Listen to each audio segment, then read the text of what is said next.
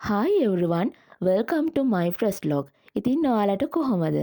ඔන්න අද මම මුලින්ම අරගෙන ආවේ මම කුරුණෑගල ගත කරපු දවස් 3ක විතර පොඩි vlog එකක්.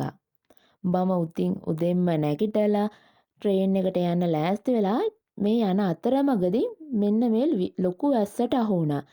ඉතින් ඒක නිසා මම ගියා මගේ ආච්චිගේ ගෙදරට. මේ දවස්වල මෙහෙට හොඳටම වැස්ස. මේ දවස් කියන්නේ මේ සෙප්ටැම්බර් ලාස්ට් වීක් එක ගැන තමයි මම මේ කියන්නේ.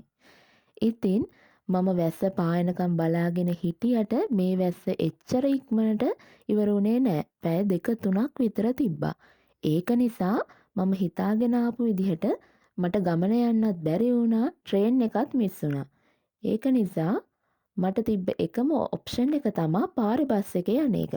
ඉතින් මම අලුත්ගමට ගිහිලා අලුත්ගමෙන් කඩවත වෙනකන් හයිවේ ගියා. ඉතින් මේ මම හයිවේ එක යනකොට ගත්ත පොඩි ක්ලිප්ස් ටිකක් මම මේ හයිවේ එකේ යනකොට අනිවාර්යයෙන්ම බලන්න හරිම කැමතියි මේ පාර දෙපැත්ත. මේ කොළපාට පරිසරය මගේ ඇස්වලට වගේම මනසටත් ලොකු නිදහසක් ගේනවා. මම කඩවතින් බැහැලා කදුරුවෙල කොරඹ දුරගමන් සේවා බස් එකකට තමයි ඊට පස්සේ නැග්ගේ.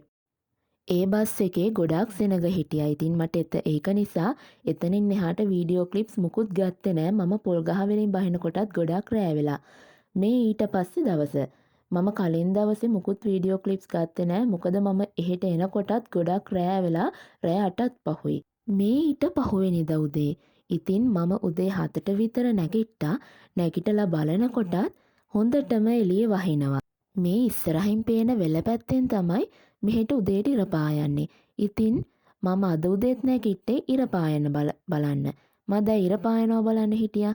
ඔන්න ඉතින් ටිකක් දවල් වෙලා නම් පෑවුවා මෙහෙට. අද අපේ මම ආවේ කොහෙටද කියන්නත් බැරි වුණානේ. මම ආවේ මගේ පුංචිගේ ගෙදර. ඉතින් අද අපේ පුංචිලාට මුරදානය පන්සලට. ඉතින් අපි මේ පන්සලට මුරදානය අරගෙන යන ගමන් තමයි ඉන්නේ. ඉතින් මේ පන්සලට දානය අරගෙන යනකොට නම් හොඳට පෑවුවා. පන්සලට ගිහිල්ලා බයිසිකලෙන් බහින්න උනේ නෑ. ආයෙත් පරණ විදිහටම වහින්න පටන් ගත්තා. ඊට පස්සේ මමයි පුංචියි දෙන්නා පන්සලේ දානශාලාව අසල තිබිච්ච බුදුමැදුරට තමයි අපි මුලින්ම මල් පූජා කරේ. ඉතින් මේ දවස්වල වැස්ස නිසා ගස්වල මලුත් නැහැ. මලුත් ගොඩාක් පොඩ්ඩයි තිබුණේ. ඉතින් මෙන්න මේක තමයි මම කිව්ව බුදුමැදුර. ඉතින් අපි මෙතනට මුලින්ම මල් පහන් පූජා කරලා ඊට පස්සේ තමයි අපි බුද්ධ පූජාව පිළිගන්වන්න පන්සලේ උඩ තියෙන බුදුමැදුරට ගියේ. අපි ඉතින් ගොඩක් වැස්ස කියලා අපි වහිනවා කියලා දැනන් හිටියේ නෑනේ. ඒක නිසා අපි කුඩ අරගෙන ආවෙත් නෑ. පන්සලේ හාමුදුරුවන්ගෙන් කුඩ ඉල්ලගෙන තමයි අපිට අන්තිමට බුද්ධ පූජාව අරගෙන යන්නත් උනේ. ඊට පස්සේ අපි දෙන්න බුදුරජාණන් වහන්සේට බුද්ධ පූජාවත් පූජා කරලා හොඳටම තෙමිලා තමයි ගෙදර ආවේ. මොකද ගොඩක් හුළඟ නිසා ඉක්මනටම අපිව තෙමෙනවා කොච්චර කුඩේ ඉහළගෙන ගියත්. මේ ඉතින් එදා හවස අපි ආවා ගමේ වැව බලන්න. ඉතින් ඒ වෙනකොට නම් ටිකක් පායලා තිබ්බේ ආපහු වහින්න පටන් ගත්තා චොට්ට. ඒ වෙලාවෙත් අපි කුඩ අරගෙන ගියේ නෑ සුපුරුදු පරිදි. ඒක නිසා අපිට ඒ වෙලාවේ දුවන්න උනේ ඒ වැවේ තිබුණ පාලම යටට. ඉතින් වැවේ පාලම යටට වෙලා අපි වැස්ස පායනකම් බලාගෙන හිටියා. අන්තිමට වැස්ස පායන්නත් ගොඩාක් වෙලා ගියා. ඉතින් වැස්ස පායනකම් බලාගෙන ඉඳලා අපි ආපහු හවස 6ත් පහු වෙලා තමයි ගෙදර ආවේ එතනින්. ඉතින් ඒනකොට නම් ටිකක් වැස්ස පායලා තිබුණේ. මේ පැත්තේ ගොඩක් තියෙන්නේ බලන අතම කුඹුරු තමයි. මේ මං ගෙදර එන දවසේ මම මුලින්ම ආවේ ගෙට පල්ලෙහා තිබෙන කුඹුරු ගාය පැත්තට. ඉතින් මේ හරිය හරිම ලස්සනයි.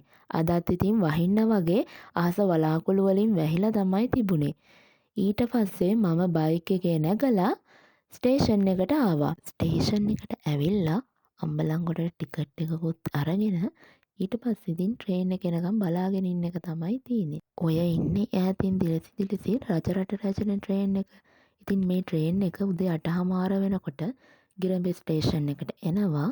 ඒ වගේම දවල් 12:00 එක වෙනකොට අම්බලන්ගොඩට එනවා. ඊට පස්සේ ඉතින් මම අම්බලන්ගොඩින් බැහැලා ආපහු ගෙදර ආවා. ඉතින් මම ගෙදර එනකොට 2 විතර වෙලා ඊට පස්සේ නාලා අපේ අම්මා උයපු රසම රස බත් එකකුත් බෙදාගෙන කෑවා. අදට මගේ vlog එක මෙතනින් ඉවරයි. අද වීඩියෝ එක හොඳයි නම් අමතක නොකර කමෙන්ට් එකක් දාන්න, ලයික් එකක් දාන්න, ඒ වගේම ඔයාගේ යාළුවන්ටත් බලන්න ෂෙයා කරන්න. Thank you for watching. ඊළඟ වීඩියෝ එකෙනුත් හම්බෙමු.